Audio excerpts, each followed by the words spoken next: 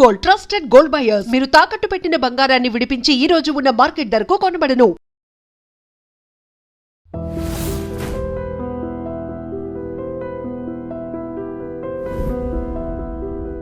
Welcome to lawyer Saab.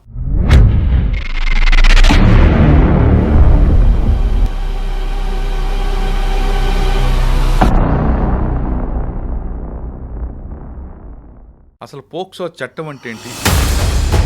POCSO చట్టం భారత ప్రభుత్వం ఎందుకు తీసుకొచ్చింది? దేశం యొక్క ప్రథమ బాధ్యత పిల్లల్ని సెక్షువల్ ఎక్స్‌ప్లాయిటేషన్ నుంచి రక్షించడం. రెండు, మన రాజ్యాంగంలోని ఆర్టికల్ 15. మనకు ఆల్రెడీ ఇండియన్ పీనల్ కోడ్ ఈ చట్టాలు ఉన్నాయి. సమూహం ఆ చట్టాలు చిల్డ్రన్కి వచ్చే వరకు ఇన్అడ్వకేట్. ఫస్ట్ వచ్చి ఇండియన్ పీనల్ కోడ్ లో రేప్. అమ్మాయిలకు మాత్రమేనా, ఇది అబ్బాయిలు కూడా వర్తిస్తారు? నేరం చేసిన వ్యక్తి మేల్ కావచ్చు, ఫీమేల్ కావచ్చు. ఇప్పుడు 18 అరెస్ట్ చేసినట్లు అవుతుంది. దాంట్లో ఒక sub section in case if it is a girl అంటే. సో దాని అర్థం ఏంటంటే it can be a boy also. 356, 354 ఆ రెండు ఎలా డివైడ్ చేసుకొస్తారండి? మోస్ట్ కీ ఎలిమెంట్ ఇంగ్రీడియంట్ ఈ అఫెన్స్ ప్రూవ్ చేయాలంటే 19 సంవత్సరాల పిల్లలు. ఆ అమ్మాయి కానీ అబ్బాయి కానీ పోలీస్ స్టేషన్కి వెళ్లకుండా ఎవరికి ఇవ్వచ్చు కంప్లైంట్? విక్టిమ్ రెసిడెన్స్ లో స్టేట్మెంట్ రికార్డ్ చేయాలి. ఆర్ విక్టిమ్ ఎక్కడ కంఫర్టబుల్ ఉంటే స్టేషన్ రావాలి rule. Preferably women police officer. Police presence కానీ యూనిఫామ్లు కానీ ఉండకూడదు. అంటే దీంట్లో ఇంకో పెక్యులర్, మీకు ఇక్కడ అఫెన్స్ జరిగిన విషయం తెలిసి ఇన్ఫార్మ్ చేయకపోయినా శిక్ష. కానీ కొంతమంది మీడియా కానీ లేదా కొంతమంది ప్రెస్ కానీ వీళ్ళందరూ కూడా అమ్మాయి పేరు కానీ రివీల్ చేసిన, అమ్మాయి పేరెంట్స్ పేరు రివీల్ చేసిన చాలా పెద్ద నేరం. ఎట్టి పరిస్థితులలో మైనర్ విక్టిమ్ పేరు కానీ అనవాళ్ళు కానీ గుర్తులు కానీ నలుగురికి తెలిసేలాగా చేయడానికి. మేము పేరు చెప్పం, గుర్తులు చెప్పం, కానీ ఇంటి పేరు చెప్పం. ఇండైరెక్ట్ గా కూడా ఎట్టి పరిస్థితులలో రివీల్ చేయడానికి వీల్లేదు. పోక్సో అలిగేషన్ పడితే తప్పించుకోవడం చాలా కష్టం. అమ్మాయి లేదా అబ్బాయి మీ ఇద్దరు ఇష్టపడే చేసుకున్నామంటే మైనర్ ఇచ్చే consent is not consent. So consent తోటి సంబంధం లేదు. ఆ చర్య జరిగితే చాలు. 2025లో ఆ అమ్మాయి మైనర్, నేరం జరిగింది.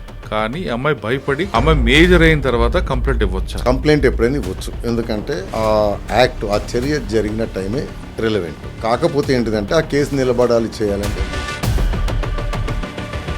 లేదు, నాకు బలవంతంగా పలానా వ్యక్తి చేయమంటే నేను కంప్లైంట్ ఇచ్చాను, నాకు ఆ వ్యక్తికి ఎలాంటి చేయలేదు అని ఒకవేళ కంప్లైంట్ విత్డ్రా చేసుకునే అవకాశం ఉంటే మేజర్ అయితే జైలు శిక్ష, మైనర్ కి మాత్రం జైలు శిక్ష లేదు. ఫాల్స్ కంప్లైంట్ ఇచ్చినా, ఫాల్స్ కంప్లైంట్ చేయడానికి ప్రోత్సహించిన జైలు శిక్ష. ఫాల్స్ కంప్లైంట్ అక్యూజ్డ్ మైనర్ అనుకోండి, శిక్ష చాలా ఎక్కువ. కానీ చట్టం ఇటీవల కాలంలో కొన్ని దారి తప్పుతుందని. పోక్సోలో ఎటువంటి లొసుగు లేదు, వ్యవస్థ. కాబట్టి ఏంటంటే ఊరి శిక్ష ఉన్నప్పటికీ విట్నెస్లు అమ్ముడుపోయారు. పోక్సో కేసు అయింది అనుకోండి, సాధారణంగా పోలీసు పిలుస్తారు, అరెస్ట్ చేస్తారు, జైలు పంపిస్తారు, అది మ్యాండేటరీ. కానీ కొంచెం ఇన్ఫ్లుయెన్స్ ఉన్నప్పుడు అందులో ముందస్తు బెయిల్ తెచ్చుకోవచ్చు. తెలుగు రాష్ట్రాలు ఇప్పుడు పోక్సో చట్టం, అసలు పోక్సో చట్టం అంటే ఏంటి, ఆ చట్టం కింద ఏ వయసు అమ్మాయి గాని అబ్బాయి గాని వస్తారు, అందులో నేరం రుజువైతే ఎంతకాలం శిక్ష పడుతుంది, పోక్సో చట్టం ఏం చెప్తుంది, పోక్సో చట్టం భారత ప్రభుత్వం ఎందుకు తీసుకొచ్చింది అనే విషయాన్ని మనతో మాట్లాడడానికి హైకోర్టు అడ్వకేట్ రాజీవ్రెడ్డి గారు వచ్చారు. రాజీవ్రెడ్డి గారితో ఆ విషయం చాలా క్లారిటీగా తెలుసుకుందాం. ఇది కేవలం అమ్మాయిలకి అబ్బాయిలకి కాదు, ప్రతి ఒక్కరూ తెలుసుకోవాల్సిన చట్టం. ఈ చట్టంలో లొసుకులేంటి, చట్టంలో ఎంత కఠినంగా ఉంటుందో విషయాన్ని తెలుసుకోవడానికి చేస్తున్నాం తప్ప ఒకరిని విమర్శించడం మాత్రం కాదనే విషయం చాలా స్పష్టంగా చెప్తున్నాం. అసలు సార్ నమస్తే. నమస్తే. పోక్సో చట్టం 2012లో స్టార్ట్ అయిన చట్టం. ఇది చాలా పవర్ఫుల్. ఇది మన చట్టాల్లో ఉన్న కన్నా పెద్ద పవర్ఫుల్గా అనిపిస్తుంది. కానీ ఈ చట్టం ఇటీవల కాలంలో కొన్ని దారి తప్పుతుందని, దీన్ని అడ్డంగా పెట్టుకుని మరి వేరే వేరే కేసులు అవుతున్నాయనేది ఒక విమర్శ వస్తుంది. అసలు పోక్సో చట్టం అనేది 2012లో ఎందుకు పెట్టారు? దీంట్లో ఏ వయసు పిల్లలకి వస్తారంటే 18 సంవత్సరాలు లోబడా, 18 సంవత్సరాలు పైబడా అమ్మాయిలకి మాత్రమేనా, ఇది అబ్బాయిలు కూడా వర్తిస్తుందా? అంటే మొదలుపెట్టే ముందు మీరు అన్నారు చట్టంలో లొసుగులు అని. నాకు తెలిసి ఏ చట్టంలోనూ లొసుగులు లేవు. లొసుగుండేది వ్యవస్థలో ఉంటుంది. అంటే మర్డర్ చేస్తే ఉరిశిక్ష, మోస్ట్ విదేశాల్లో ఉరిశిక్ష ఉండదు. కాబట్టి ఏంటంటే ఉరిశిక్ష ఉన్నప్పటికీ విట్నెస్లు అమ్ముడుపోయారు, ఇన్వెస్టిగేటింగ్ ఆఫీసరు ఇన్కంపిటెన్స్ అనుకోండి, చేతకాంతనం అనుకోండి, అమ్ముడుపోవడం అనుకోండి, సేమ్ థింగ్ జ్యుడిషియరీ. అక్కడ లొసుగు తప్పిస్తే చట్టం లొసుగులు. ఆ మాటకు వస్తే వన్ ఆఫ్ ద హార్షెస్ట్ చట్టాలు మనకి.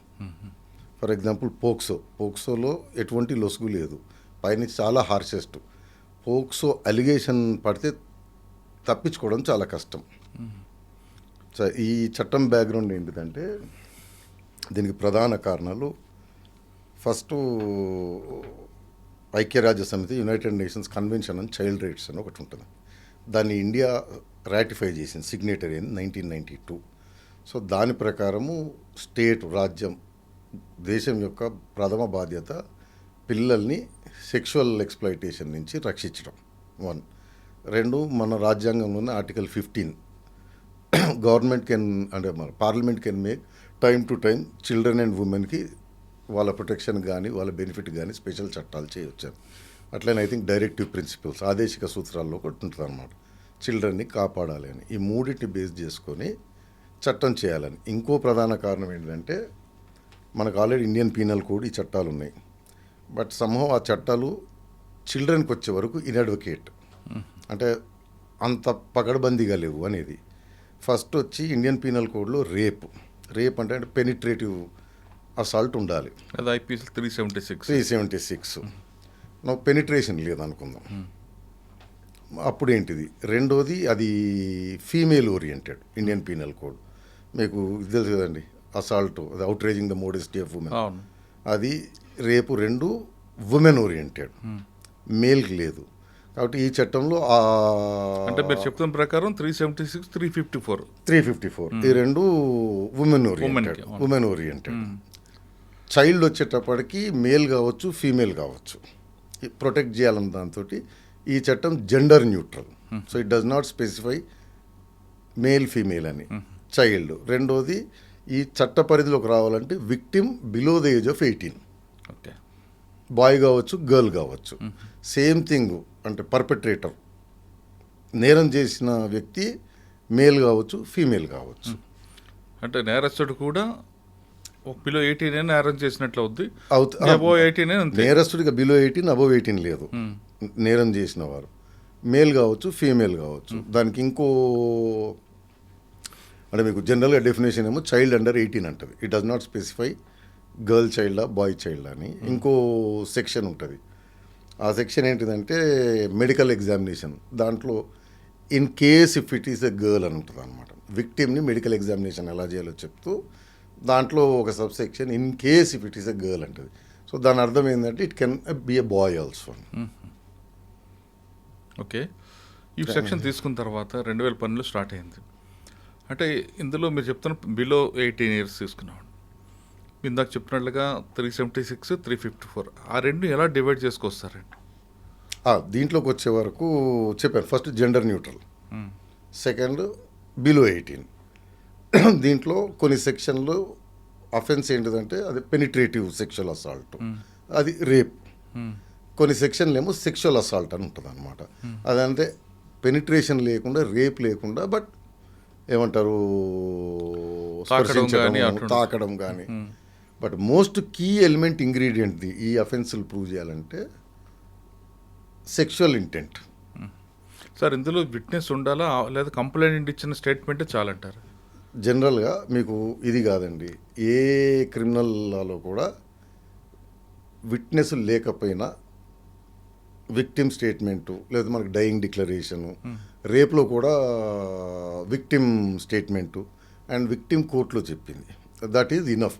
కాకపోతే దాని కండిషన్స్ ఏది నమ్మశక్యంగా ఉండాలి, హేతుబద్ధంగా ఉండాలి, ఈ కండిషన్స్ ఫుల్ఫిల్ అయితే సరిపోతుంది.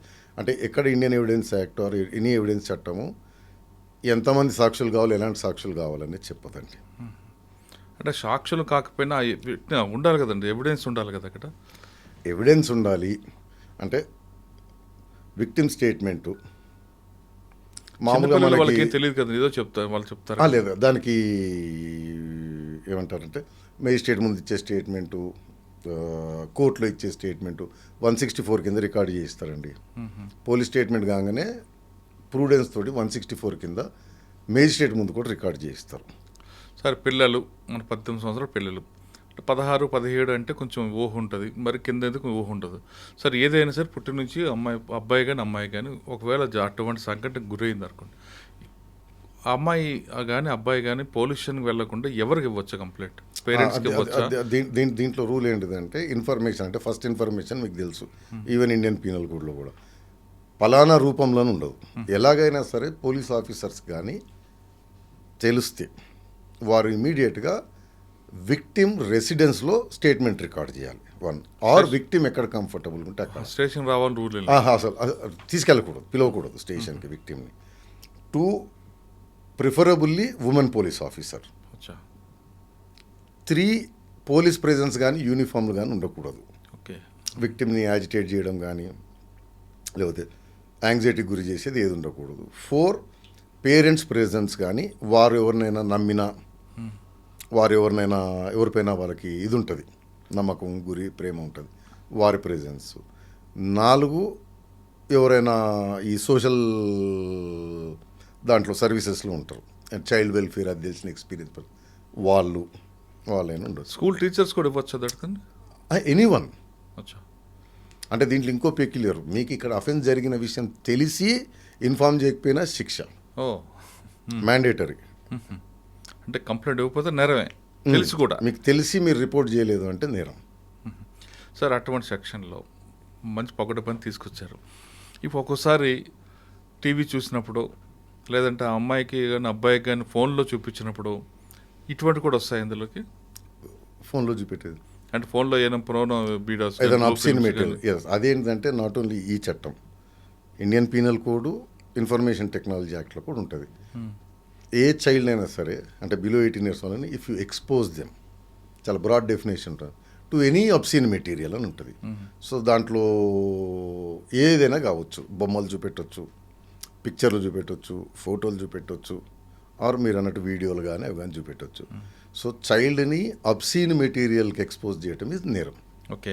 ఒకవేళ అది కాకుండా ఏ దీంతో ఒక వీడియో తయారు చేసి చూపించాము. ఒకటేమో చైల్డ్ పైన మీరు సెక్షువల్ అసాల్ట్ ఏం చేయట్లేదు, మీరు చైల్డ్కి ఓన్లీ ఏదైనా పోర్నోగ్రఫీకి సంబంధించింది కానీ అబ్సీన్ మెటీరియల్ కానీ చూపిస్తాను, అది ఇన్ ఇట్ సెల్ఫ్ ఈజ్ శిక్ష, నేరం అది. అవును. రెండో పార్టు చిల్డ్రన్ని పోర్నోగ్రఫీకి కానీ దానికి కానీ వాడడం. సో దాన్ని ఏం చేసిందంటే మన సుప్రీంకోర్టు గైడ్ లైన్స్ ప్రకారం అంతకుముందు చైల్డ్ పోర్నోగ్రఫీ అనేవాళ్ళు. నవ్వు దాన్ని హెడింగ్ని విడదీసి CSEAM అంటారు అనమాట, child sexual exploitative and abusive material అంటారు. రీజన్ ఏంటంటే పోర్నోగ్రఫీ అంటే కన్సెంట్ ఉండే ఏమంటారు మిస్అండర్స్టాండింగ్ అయ్యే అవకాశం ఉంటుంది. చైల్డ్ వచ్చే వరకు కన్సెంట్ సంబంధం లేదు, విత్ కన్సెంట్ అయినా వితౌట్ కన్సెంట్ అయినా అది నేరమే. సో చైల్డ్ పోర్నోగ్రఫీని ఏంటంటే విడదీసి CSEAM అని చెప్పి సెపరేట్ పదం కింద వాడతారు. సో ఏదన్నా చిల్డ్రన్ యాక్టివిటీ ఉన్న పోర్నోగ్రఫీ ఈజ్ నేరం, వెదర్ ఆ చైల్డ్ కన్సెంట్ ఉంది లేదు అనేది సంబంధం లేదు. CSEAM దాంట్లో డీప్ ఫేక్ యూజ్ చేసి తోటి చైల్డ్ సెక్స్ పోర్నోగ్రఫీ ఏదైనా తీశారనుకోండి, అది కూడా నేరం, even if it is fake. అది ఎలాగ కోర్టు డిసిషన్ తీసుకుంటుంది? సో జనరల్గా కామన్ సెన్స్ తోటి మీరు అది చూడంగానే అందులో చైల్డ్ కనిపిస్తే దట్, ఎందుకంటే డీప్ ఫేక్ కాబట్టి ఏజ్ అసర్టైన్ చేయలేరు. అవును. బర్త్ సర్టిఫికేట్ కానీ 10th సర్టిఫికేట్ కానీ లేకపోతే మెడికల్ టెస్ట్ కానీ ఉండదు. కానీ దానికి ఏంటంటే సబ్జెక్టివ్ టెస్ట్ అంటారు అనమాట. చూసిన వారు కామన్ సెన్స్ ప్రూడెన్స్తో చూస్తే చైల్డా కాదా అనేది అర్థమవుతుంది దాంట్లో కనపడేది. చైల్డ్ సబ్జెక్టివ్గా చైల్డ్ అనుకుంటే చాలు. ఓకే. దానికి ఇందులో ఏజ్ కావాల్సిన బర్త్ సర్టిఫికేట్ చూపిస్తారంటారు. కొన్ని కేసుల్లో లేదు ఆ అమ్మాయి మేజరే లేదా అబ్బాయి మేజరే అని కొంతమంది ఆర్గ్యుమెంట్ చేస్తారు. అది ఎలా ఇది పోక్సో చట్టంలో ఉండదండి. పోక్సో చట్టం సింపుల్గా సెక్షన్ 2లో డెఫినేషన్ ఇస్తుంది, చైల్డ్ అంటే అండర్ ది ఏజ్ ఆఫ్ 18 అని. నువ్వు ఏజ్ ఎట్లా సెటైన్ చేయాలనే జువెనైల్ జస్టిస్ యాక్ట్ ఉంటుంది. జువెనైల్ జస్టిస్ యాక్ట్లో హైరార్కీ ఆఫ్ ఎవిడెన్స్ ఉంటుంది. Preferably first primary evidence matriculation certificate, అది ఉంటే చాలు, అదే ఏజ్ ప్రూఫ్. అది లేని ఎడల స్కూల్లో చేసినప్పుడు బర్త్ డేట్ ఏదైనా రికార్డ్ చేస్తారు, బర్త్ సర్టిఫికేట్. అది లేనప్పుడు జనరల్గా మున్సిపాలిటీయో గ్రామ పంచాయత్ అట్లా ఇచ్చే లోకల్ అథారిటీ ఇచ్చే బర్త్ సర్టిఫికేట్. ఇది హైరార్కీ. ఈ 3 కూడా లేకపోతే మెడికల్ టెస్ట్, ఆసిఫికేషన్ టెస్ట్ అని చేస్తారండి, బోన్ టెస్ట్, అది 4వది. బట్ ఇది హైరార్కీ. అయితే దీంట్లో ఒక్కోసారి ఏం జరుగుతుందంటే మెట్రికులేషన్ సర్టిఫికేట్లో 17 or 16 అని ఉంటుంది. ఎగ్జాంపుల్ మెడికల్ టెస్ట్ చేపించి బోన్ డెన్సిటీ టెస్ట్ చేస్తే అది ఇంకోటి బోన్ డెన్సిటీ టెస్ట్ ఎప్పుడు యాక్యురేట్ ఏజ్ చెప్పదు, అందాజగా 2 years రేంజ్లో చెప్తుంది, 15 to 17, 17 to 19 అని.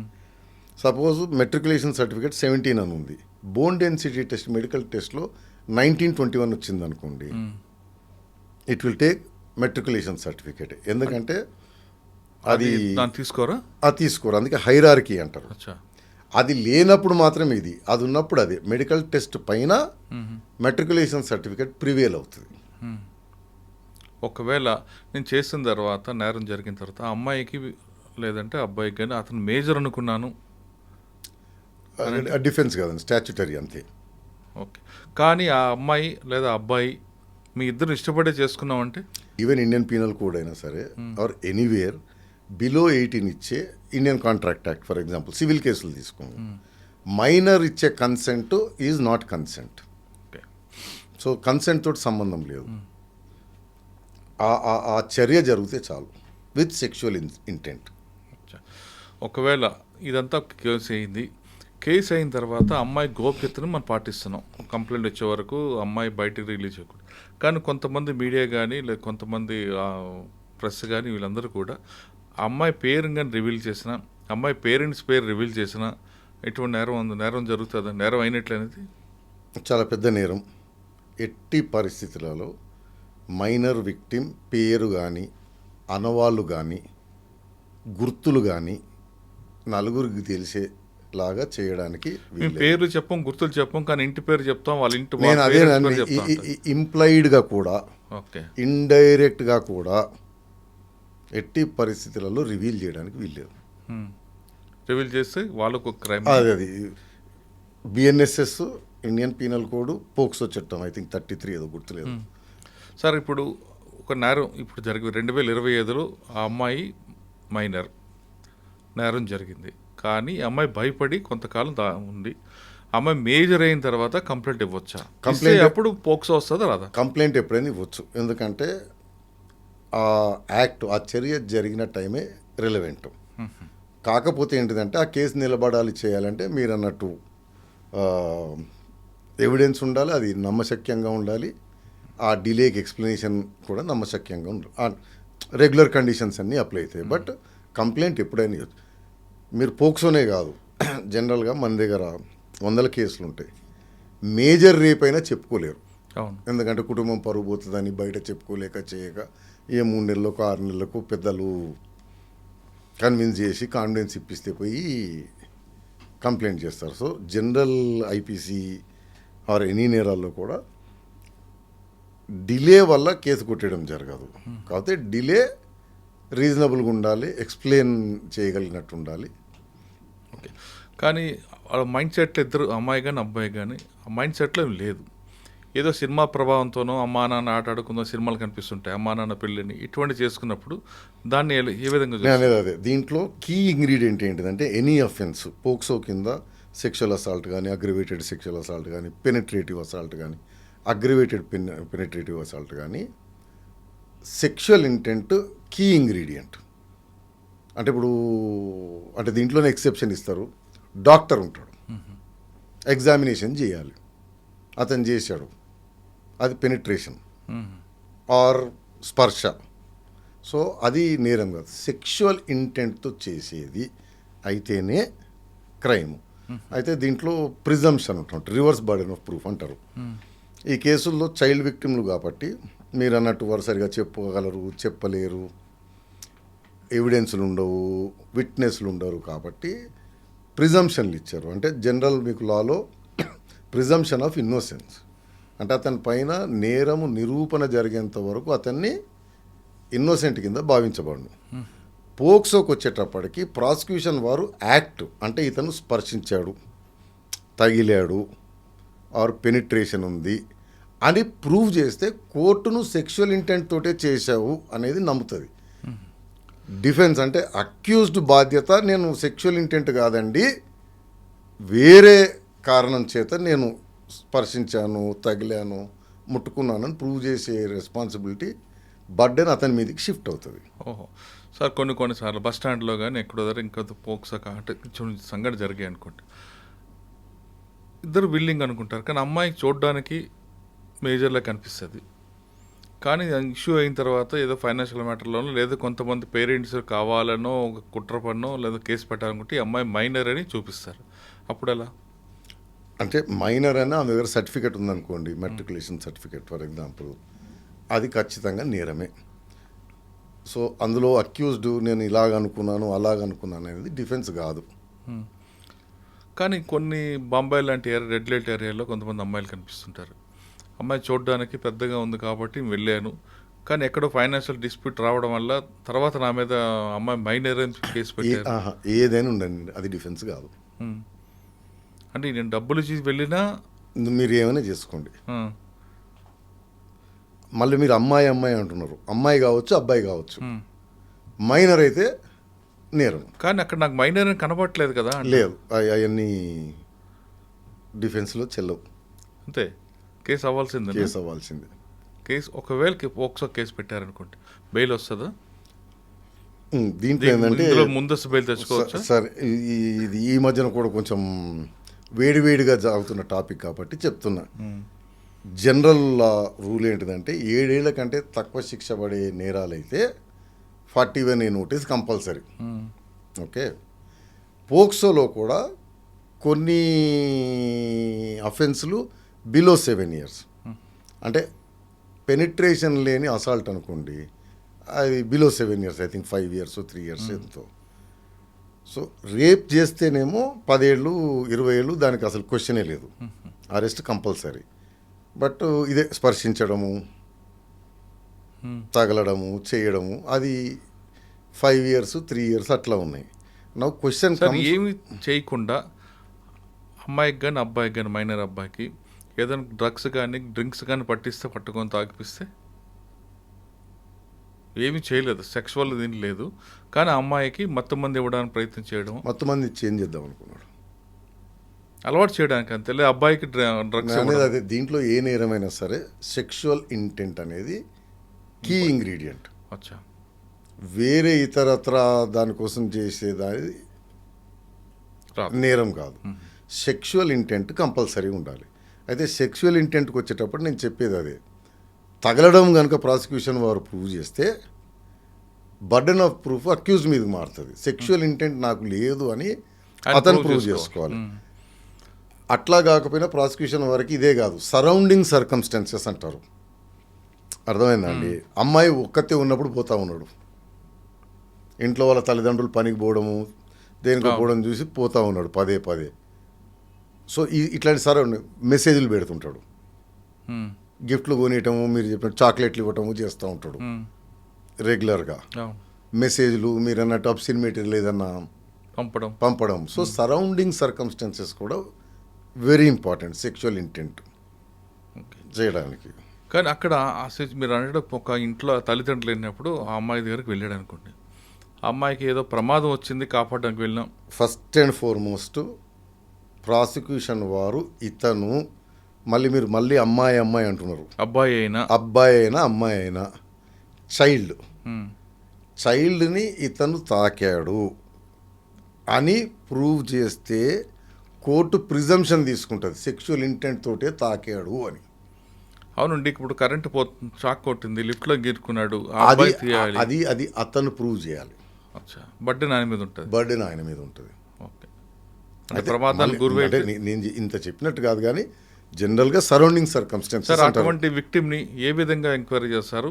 అసలు కోర్టు ఎన్ని రోజుల్లో దీని మీద తీసుకుంటుంది? దీనిపైన పోలీస్ వారు ఇమీడియట్గా స్టార్ట్ చేయాలి, మ్యాండేటరీ, డిలే చేయడానికి వీల్లేదు. చార్జ్ షీట్ వెంటనే వేయాలా? దీనికి కంపల్సరీ 1 year లోపల ఏదో ట్రయల్ చేయాలని ఉంటుందండి.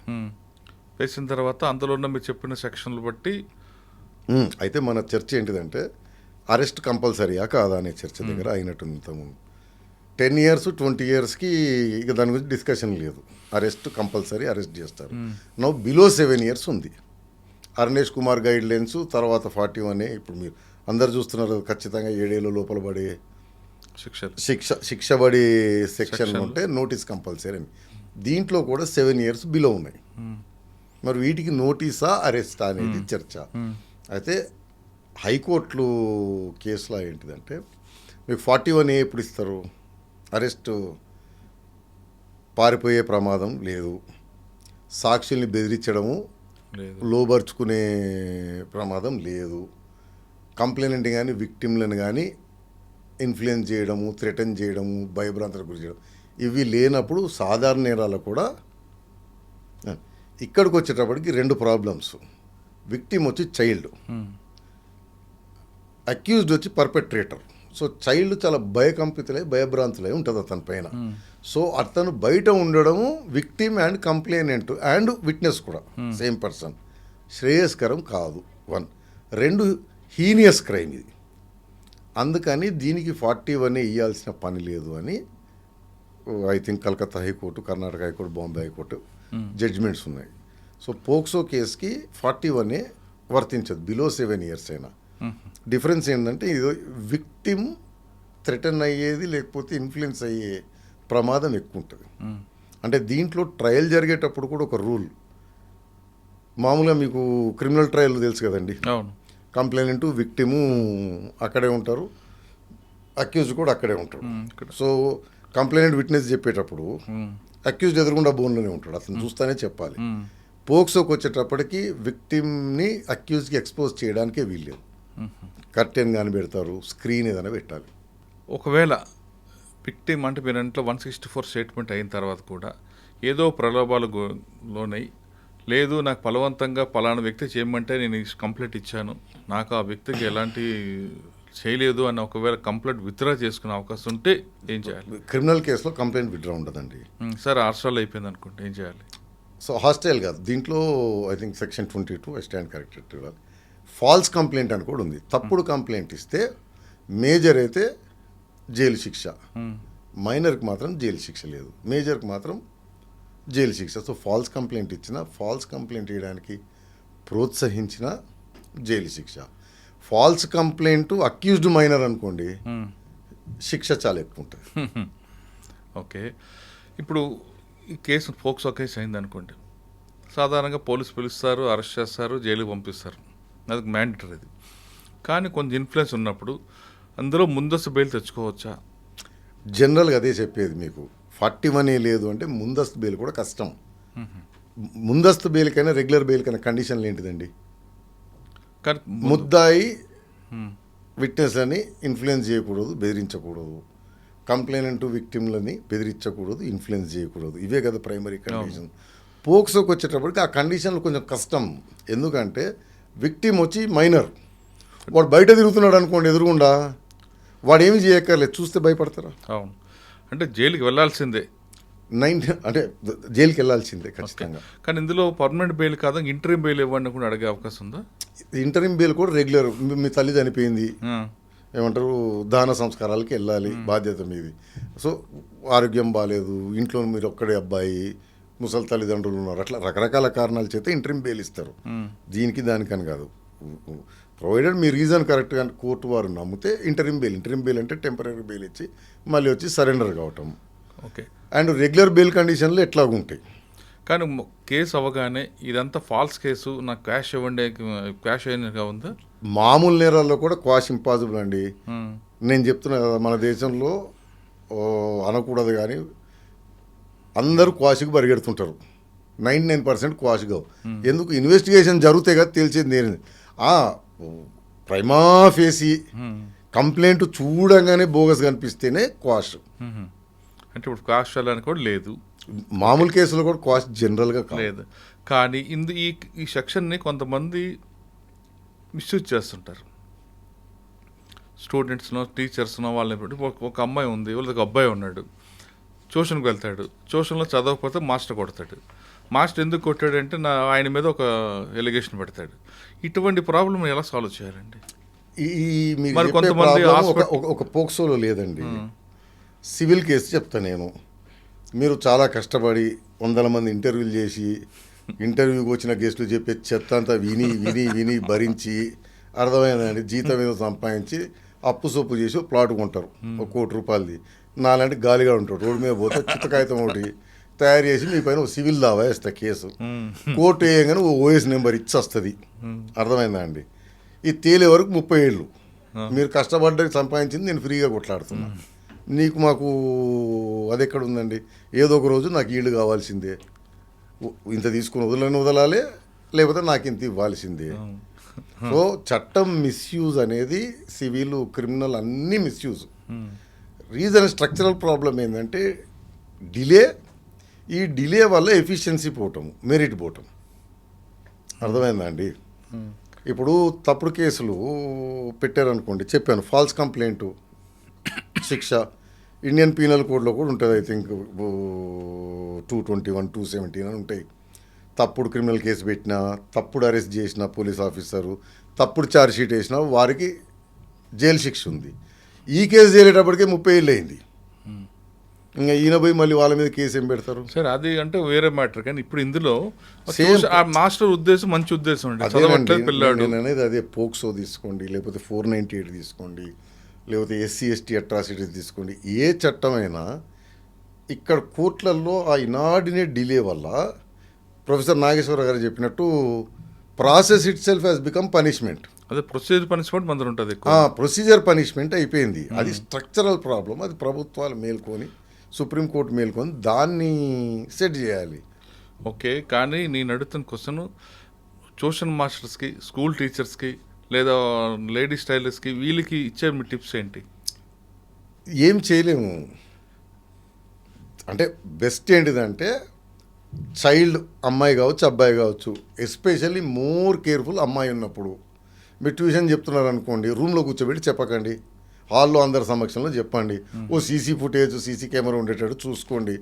మీతో పాటు ఏమంటారు, ఒక అసోసియేట్ని, ఒక లేడీ, మీకు ఎందుకండి మన దగ్గర హాస్పిటల్లో పోతే లేడీని ఎగ్జామిన్ చేయాలంటే మేల్ డాక్టర్ ఉంటే నర్సును, లేకపోతే ఇంకో లేడీ డాక్టర్ను, అండ్ అమ్మాయి తరఫున ఆ లేడీ తరఫున వచ్చిన వాళ్ళని అక్కడ ప్రెజెంట్లోనే ఓపెన్గానే చేస్తాడు. అవి మాత్రం ఖచ్చితంగా చేయాలి. మీరు రూమ్లోకి వెళ్ళి ట్యూషన్ చెప్తాను, ఏకాగ్రత ఉండట్లేదు, అవి అంటే చైల్డ్ ఉన్నప్పుడు ఎక్స్ట్రా కేర్ఫుల్, గర్ల్ చైల్డ్ ఉన్నప్పుడు ఎక్స్ట్రా కేర్ఫుల్గా ప్రికాషనరీగా ఉంటే సేఫ్. స్కూల్ బస్సుల్లో డ్రైవర్లు కానీ ఎవరైనా ఎక్కడైనా సరే గర్ల్ చైల్డ్ ఉన్నప్పుడు be very sensitive. Okay, POCSO చట్టం అనేది పిల్లల కోసం ప్రత్యేకంగా వచ్చింది కాబట్టి అది చాలా మంచి చట్టం అంటున్నారు రాజీవ్ రెడ్డి గారు. చట్టంలో లొసులు కాదు, వ్యవస్థలో లొసులు బట్టే ఈ చట్టం మీద అవగాహన లేకపోతుంది అంటున్నారు. కానీ దీనిలో కొంతమంది పక్కదో పట్టించే అవకాశం ఉంటుంది కాబట్టి సార్ చెప్పినట్లుగా ట్యూషన్ మాస్టర్ కానీ పిల్లలు ఎక్కడ ఉండారో అక్కడ మీరు కేర్ఫుల్గా ఉంటే ఇందులో బయట ఎనీ పర్సన్ డీలింగ్ విత్ మైనర్లు, పిల్లలతో డీల్ చేసేటప్పుడు చాలా కేర్ఫుల్గా మనసులో పెట్టుకొని ఉంటే మీరు బయటపడతారు. లేదా కొన్ని శక్తులు మీ మీద ఉన్న వ్యక్తిగత కక్షలతో వీళ్ళని కూడా అడ్డంగా పెట్టుకుని మిమ్మల్ని ఇబ్బంది పెట్టే అవకాశం ఉందని హెచ్చరిస్తున్నారు. ఇది పోక్సో చట్టంపై రాజీవ్ రెడ్డి గారి విశ్లేషణ. మరో అంశాలు మళ్ళీ కలుద్దాం. అంతవరకు నమస్తే. థ్యాంక్ యూ అండి. Thank you very much. I dreams, this police diaries is something very, very valuable towards that. I must really appreciate Murali, your insights. I dreams founder and CEO చిన్న వాసుదేవ్ రెడ్డి గారితో మురళీధర్ క్రైమ్ స్టోరీస్ చాలా famous అయిపోయినాయి. Gautam Savan garu and Satyanar sir. Good. Well done. I congratulate him for doing so well, and I congratulate him his boss also. So well.